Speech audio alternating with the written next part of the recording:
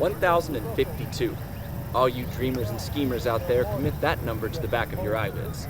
That's the average tournament rating of the last 6 people crowned the United States champion, dating back to 2008. The winner that year was some guy named Nate.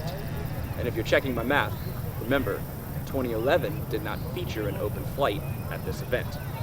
Halfway through the 2015 edition, both Nates, Doss, and Sexton are averaging 10:55, just half a stroke off of the best pace set in that same time span. A solid 10:60.5 by Will Schustrin in 2012. Here's what the co-leaders had to say after their second battle with the monster that is Winthrop Gold. I'm the Disc Golf Guy reporting for Spin 18, and I am joined by our co-leader in Nate Doss. Nate, 5 under par today. How'd it go out there?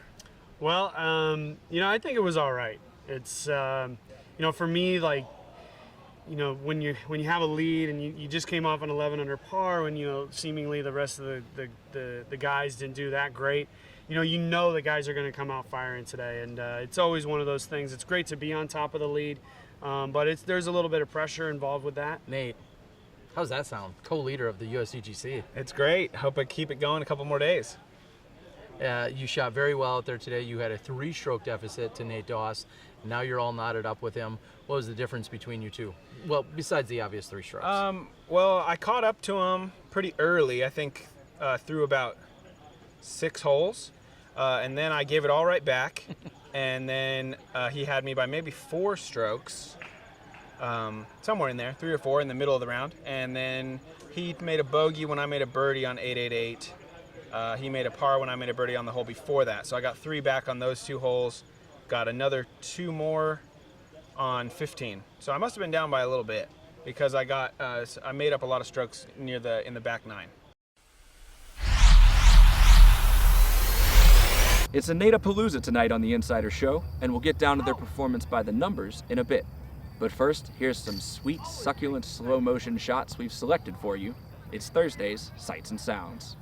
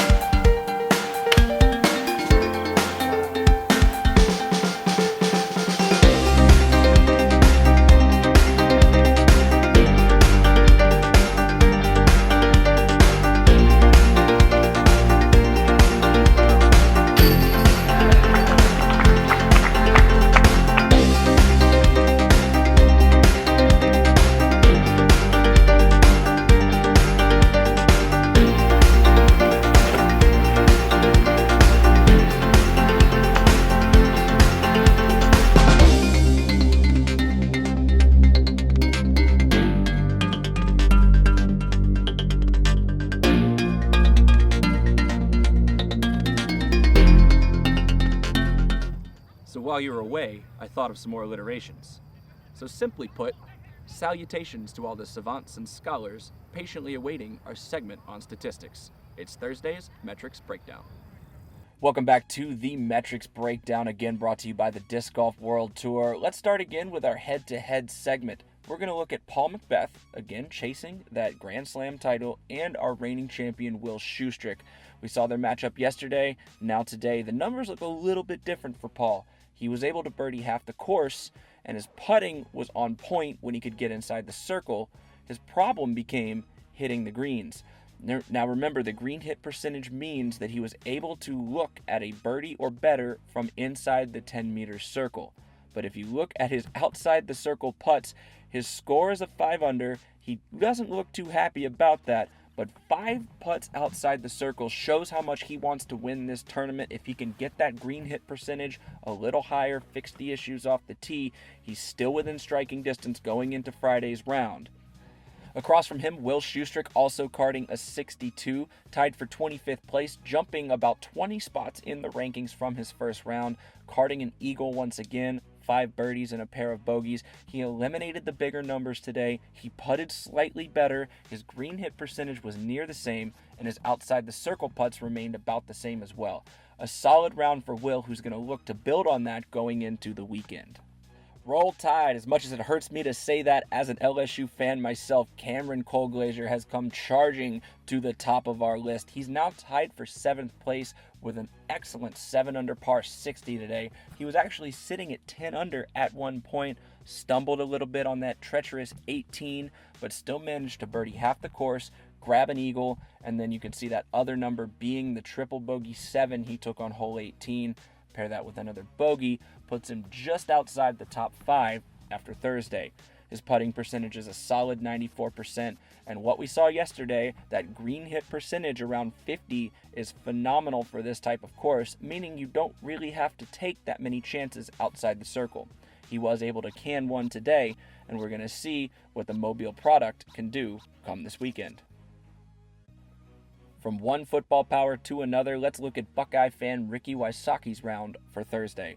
A 5 under 62, like Schultz, like McBeth, tied for 4th place now, sitting just behind Paul.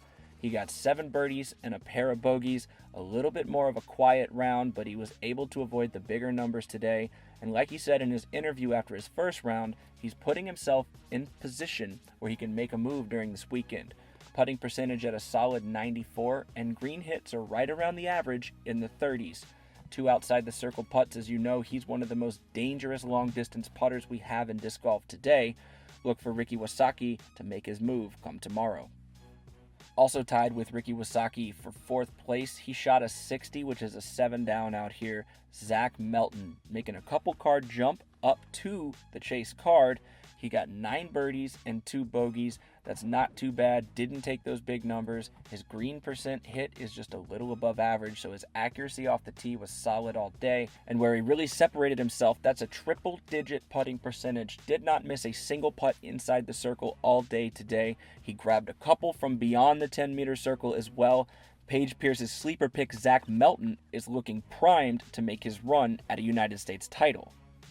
Talk about Nathan's famous. Here's Nate Doss and Nate Sexton sitting atop the leaderboard, averaging that 10.55.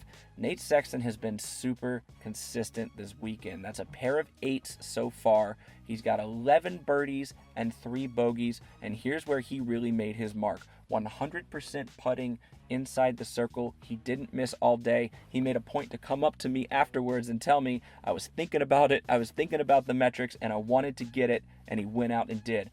3 outside the circle putts is a solid performance, and his green hit percentage is right where it needs to be to sit atop this leaderboard. Across from him, Nate Doss, the veteran who already has a title out here at Winthrop. Green hit percentage has fallen off just a little bit since yesterday. He's normally a very accurate player, so you don't expect this trend to continue, and his putting percentage is also reflective of how good he is once he gets onto the green. You know, a couple outside the circle putts helped, grabbing an eagle, correcting for a bogey, and he's sitting at a solid 5 down. Let's see how these two battle and how they attack this course come this weekend as the pins move back to the A position tomorrow. And now you have it. There's the numbers. This was the Metrics Breakdown, brought to you by the Disc Golf World Tour. Without a doubt, the most fearsome par 5 at Winthrop Gold is the one nicknamed 888. It's the distance from the tee to the pin, but the path to get there isn't so direct. Number 13 is our hole of the day, presented by Disc Golf Park.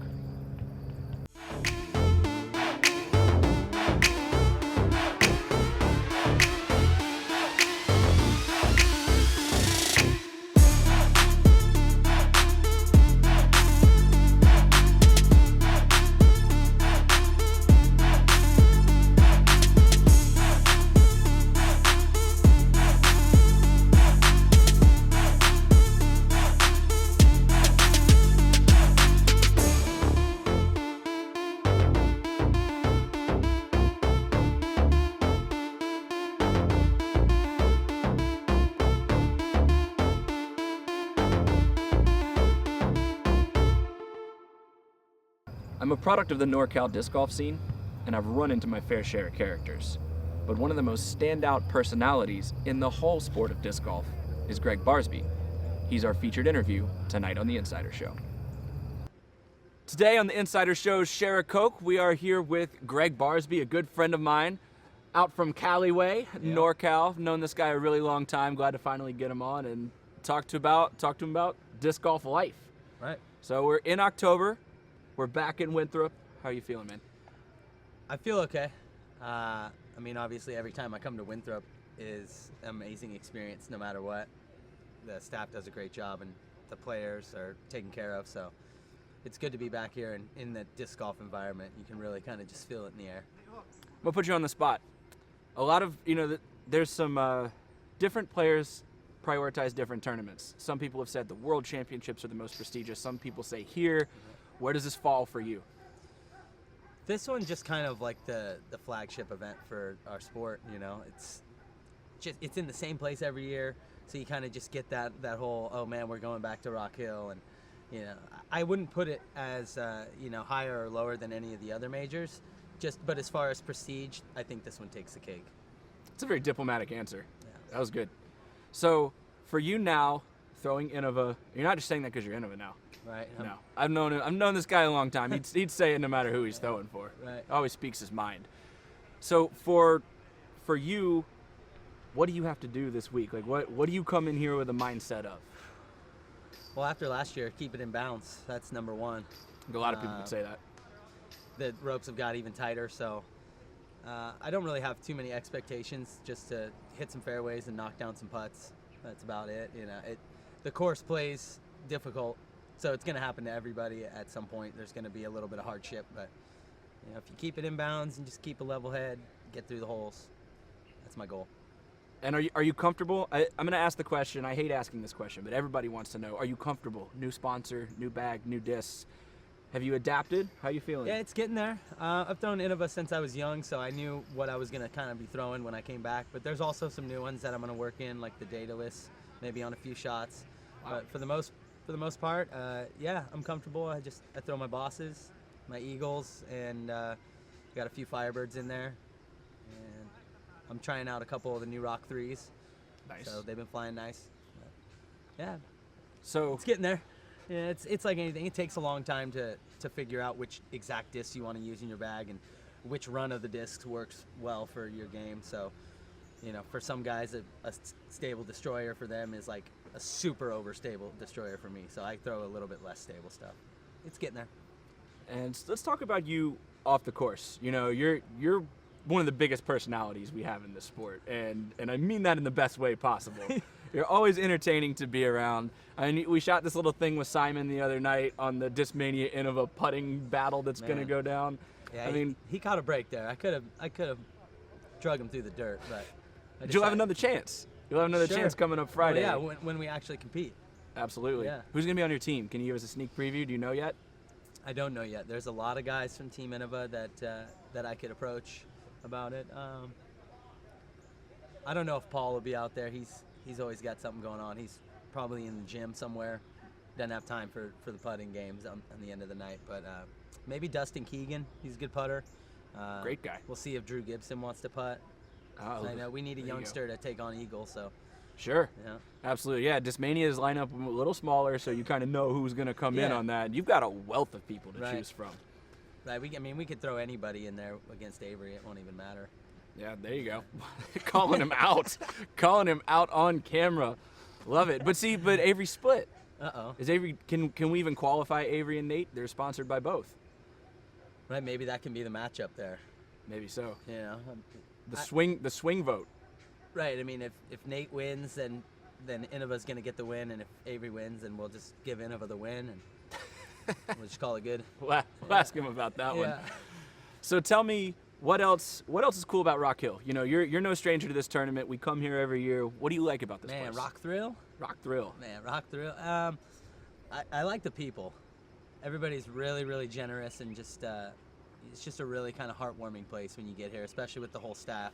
Everybody's like just really excited for this week. They put a lot of energy into this tournament for, you know, the last couple of months since after the World Championships. I'm pretty sure that these guys have been out here kind of preparing the course. So usually it's mostly about the people that you get to run into. It's kind of like a family affair.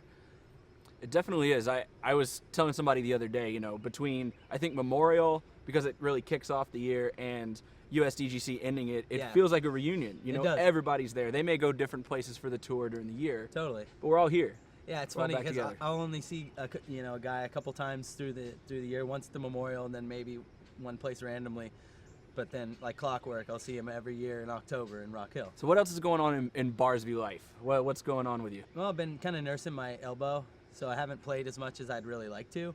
But back home, I've installed a couple of disc golf courses at ball golf courses. So yeah. Nice. Doing the ambassador role. Yeah, just- Giving back. Yeah, just kind of showing face, you know, and hey, we're here. Ready to play. Yes. Got to get out there and do it. Yeah, and it's been awesome. It's had good reviews so far. So Yeah. excited. Do you have a ritual before a tournament? Something kind of unique to you, a signature thing that kind of gets you ready, gets you in the zone? No, not really. I think just falling back into myself, and you know, obviously I have a little bit of nerves coming into every tournament, but just knowing that if I just stick to the game plan that I'm used to and don't try to do anything that's out of my comfort zone, try not to think about it too much. This is a mentally treacherous course. I just try to cut it off before it even starts. That way I can just focus on the process and continue to play good golf. Focus on the process. Yeah. I'm gonna ask you a question. Looking back, if you could look back at yourself, 20 years from now, when you're done touring, done being a professional disc golfer, what point do you want to be at so you can look back and say, my career was a success? I think success is a pretty general term. You can relate that with a lot of things, from winning big events, or really just like being part of the community and the culture. I think one of my biggest ones is just being a part of the community of disc golfers and kind of helping benefit and promote a positive light for our game and our sport. What's the craziest thing you've seen on tour this year? I'm putting you on the spot. It's been a long year. There's too many crazy stories. Yes. I'm trying to pick one out. One of the craziest times was getting on the boat in Finland with 60 or 70 other disc golfers, where we all just kind of take a boat into Centrum and just really kind of enjoy our time, away from the course. I think that Big Germ on the beatbox at the block party, and then when I took the mic and I started rapping about things I can't remember, I think that was probably one of the craziest moments. But as far as on the course, even though I wasn't there, I think Paul setting a couple of course records coming down the stretch to win his fourth was pretty awesome. Last question. When you look back on Sunday, where do you want to be to say, I had a great year? What's your measure of success for 2015 when it's all over? I think I've had a great year regardless of what happens at this event. Obviously, with my arm not being in the best physical shape that it could, I don't really have expectations for I'd like to place. Now, obviously, I'd like to place in the cash and in the top 10, coming in with not as much practice as some of these guys. But I feel like a smart game plan and knocking down some putts will get it done. Things just go crazy out here. But overall, yeah, I think it's been a successful year for disc golf in general, and for a lot of the players who've been traveling around and playing hard. I think they've had a successful year, and disc golf's grown a lot, so that's another really good positive. We all rise together. Yeah, that's it. And so, no real expectations. Just gonna go out and have some fun and enjoy the guys I play with. Absolutely. Yeah. All right, one bonus question. Okay. Everybody wants to know this. Uh-oh. Everybody always wants to know, will there be another champ impression? I think it's going to live on in infamy for a while. The longer you go, the more expectations rise because more people see it. Oh, totally. Always entertaining, always entertaining. Greg Barsby here. Maybe we'll see a champ impression again one day. Maybe not. You'll have to catch and stay tuned to find out. This is Greg Barsby. He's been making putts since before Facebook. Good luck this week, buddy. Thanks, man. And now we're back to the Insider Show. Enjoy. These are your top 5 plays from Thursday at the USDGC. Number 5, Ricky Wasaki, hole 18. A little further out than Schustrick was to go to a playoff. Boom. Tied for 4th with this man, Paul Macbeth, hole 8. Green sloping right to left. Leaves it high, sneaks it in, and he likes it. Number 3, Nate Doss, your co-leader. His drive went out of bounds. He's looking to save the par from a charging Nate Sexton. It could be. It might be. It's so slow, and it's in. Beautiful par save from Nate on that dangerous green. Not to be outdone, the 3-time world champion, Barry Schultz. He's won out here before. He knows how to make big putts when it counts. Facing the water 60 feet away, that's a birdie. Number 2 play of the day now. Number 1. The man who was shooting the hottest round of the day through 17 holes. This was to go from 10 under par. Cameron Cole Glazier way, way, way downtown on that dangerous number 17. Beauty. Center chain, taps the pole, sits nice and pretty in the basket. Those are your top 5 plays from Thursday. The weekend draws near and half the holes have been played. Some familiar faces sit atop the leaderboard, as well as some newcomers attempting to cement their place among a group of greats not soon forgotten. The climb grows ever steeper, the gap between ever deeper. And with 2 rounds left to determine the winner, will it be the seasoned veteran, the feisty newcomer, or maybe, perhaps, the one Paige Pierce picked as her sleeper? Until tomorrow, it's the Insider Show.